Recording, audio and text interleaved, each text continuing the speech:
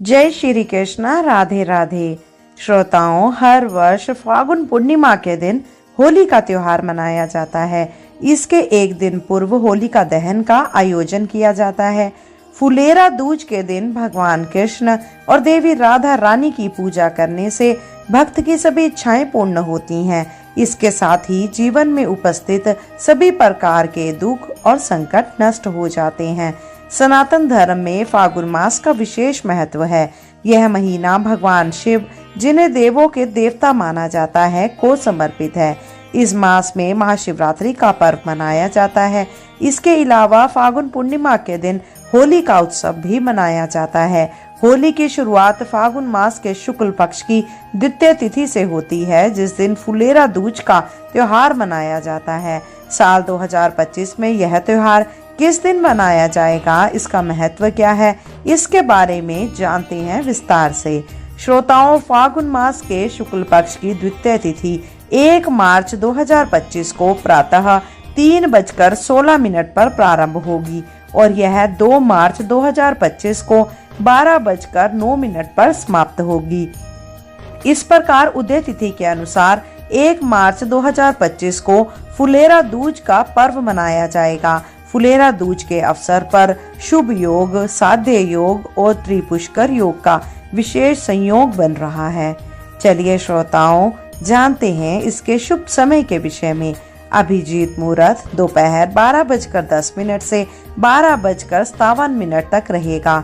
प्रातः संध्या सुबह 5:32 से 6:46 तक रहेगी। विजय मुहूर्त दोपहर 2:29 से 3:16 तक रहेगा। गोधूली मुहूर्त शाम को 6:19 से 6:43 तक रहेगा। त्रिपुष्कर योग सुबह 6:46 से 11:22 तक रहने वाला है। श्रोताओं, इस दिन प्रातः जल्दी उठकर स्नान और ध्यान करना आवश्यक है। इसके पश्चात सूर्य देव को जल अर्पित करना चाहिए। फिर घर की पूजा स्थल या किसी राधा कृष्ण मंदिर में जाकर जल से राधा कृष्ण का अभिषेक करना चाहिए। इसके बाद चौकी पर राधा कृष्ण जी को समर्पित कर उन पर पुष्पों की वर्षा करनी चाहिए तथा दीप जलाना चाहिए। इसके उपरांत राधा कृष्ण के मंत्रों का जप और आरती करनी चाहिए। तत्पश्चात नैवेद्य, धूप, फल और अक्षत आदि का अर्पण करना चाहिए। माखन, मिश्री और खीर का भोग भी लगाया जाता है। अंत में प्रसाद का वितरण करके पूजा को समाप्त करना चाहिए। एक पौराणिक कथा के अनुसार यह पर्व इसलिए मनाया जाता है कि एक बार की बात है, भगवान श्री कृष्ण बहुत दिनों तक राधा से मिलने किसी कारणवश वृंदावन नहीं जा पाए थे। वहीं ऐसे में राधा रानी अत्यंत दुखी और निराश हो गई थी। राधा का ये अतः पीड़ा देखकर सिर्फ ग्वाल और गोपियां ही नहीं, बल्कि मथुरा के सभी पेड़ पौधे और फूल मुरझाने लगे थे। ये सब सुनकर श्री कृष्ण राधा से मिलने वृंदावन को आए, जिसके साथ साथ पूरा वृंदावन हरा भरा, फूल, पेड़ पौधे, नदियां सभी खिल से गए, जैसे बसंत ऋतु का आगमन हो गया हो। तब से ये फुलेरा दूज का उत्सव मनाया जाता है। यह त्योहार श्री राधा रानी और भगवान श्री कृष्ण को समर्पित होता है। इस तिथि को अभुज मुहूर्त में भी नाम से जाना जाता है। ऐसी मान्यता है इस दिन कोई भी मंगलकारी कार्य आपका आजीवन भर शुभ फल दायक होता है। फुलेरा दूज बसंत ऋतु के आगमन का उत्सव होता है। इसे अभुज मुहूर्त के नाम से जाना जाता है। यह तिथि कृष्ण भक्तों के लिए बहुत अधिक महत्वपूर्ण है।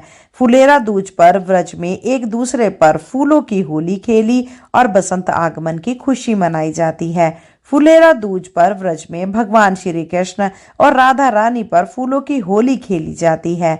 ऐसी मान्यता है कि फागुन मास का रंग सबसे पहले श्री कृष्ण और राधा रानी खेलते हैं, तब फागुन मास की शुभ आरंभ होता है। साथ ही माखन मिश्री का भोग लगाया जाता है। वहीं ऐसा भी कहा जाता है कि फुलेरा दूज इसलिए मनाई जाती है क्योंकि इस दिन भगवान श्री कृष्ण ने राधा रानी के साथ फूलों की होली खेली थी। साथ ही इस त्योहार को व्रज और वृंदावन में बहुत हर्ष और धूमधाम से मनाया जाता है। इस दिन कुछ काम करने वर्जित माने जाते हैं। ऐसे में चलिए जानते हैं फुलेरा दूज के दिन हमें क्या करना चाहिए और क्या नहीं करना चाहिए। श्रोताओं, आपको यह बात ध्यान रखने योग्य है कि इस दिन हमें यह कार्य अवश्य करने चाहिए। फुलेरा दूज के दिन विधि पूर्वक भगवान श्री कृष्ण और राधा रानी की पूजा करनी चाहिए। इस दिन रंग बिरंगे वस्त्र भगवान कृष्ण को पहनाने चाहिए। भगवान को पूजा के समय अक्षित और दूर्वा अवश्य चढ़ाना चाहिए। भगवान को ताजे धोए हुए फूल अर्पित करने चाहिए। भगवान को फल फूल मिठाई माखन और मिश्री का भोग लगाना चाहिए। राधा रानी को श्रृंगार का सामान अवश्य चढ़ाना चाहिए। पूजा के बाद श्री कृष्ण और राधा रानी को अबीर और गुलाल अर्पित करना चाहिए। और ऐसी भी मान्यता है कि इस दिन गाय को भोजन अवश्य कराना चाहिए। चलिए श्रोताओं, अब जान लेते हैं कि ऐसे कौन से कार्य हैं जो हमें इस दिन नहीं करने चाहिए। फुलेरा दूज के दिन तामसिक भोजन, मांसाहार और शराब का सेवन नहीं करना चाहिए। ध्यान रहे कि जो गुलाल श्री कृष्ण को चढ़ाया जाता है वो पैरों के नीचे नहीं आना चाहिए। ये दिन प्रेम का प्रतीक है, इसीलिए इस दिन किसी से झगड़ा नहीं करना चाहिए, किसी को अपशब्द नहीं बोलने चाहिए। इस दिन महादेव और माता पार्वती की पूजन करना बिल्कुल नहीं भूलना चाहिए। श्रोताओं, यह बात आपको बताने योग्य है कि विवाह के लिए सर्वोत्तम मुहूर्त आज का दिन माना जाता है। फुलेरा दूज को हिंदू शास्त्र में बड़ा ही महत्वपूर्ण योग बतलाया गया है, इसीलिए इस विशेष दिन सर्वाधिक विवाह समारोह भी संपन्न होते हैं। हिंदू पंचांग की मान्यता के अनुसार इस साल फागुन मास के शुक्ल पक्ष की द्वितीय तिथि विवाह बंधन के लिए वर्ष का सर्वोत्तम दिन है।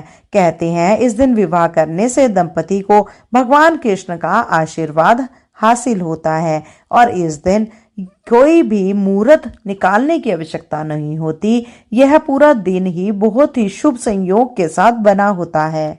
यह थी श्रोताओं मेरे द्वारा दी गई एक छोटी सी जानकारी। मैं आशा करती हूँ कि यह जानकारी आपके लिए उपयोगी होगी। कृपया करके कमेंट बॉक्स में जय श्री कृष्णा अवश्य लिखिएगा। साथ ही अगर आप चैनल पे नए हैं तो चैनल को सब्सक्राइब अवश्य कीजिएगा। आज के लिए इतना ही। शीघ्र मिलते हैं नई वीडियो और नई जानकारी के साथ। जब तक के लिए जय श्री कृष्णा, राधे राधे।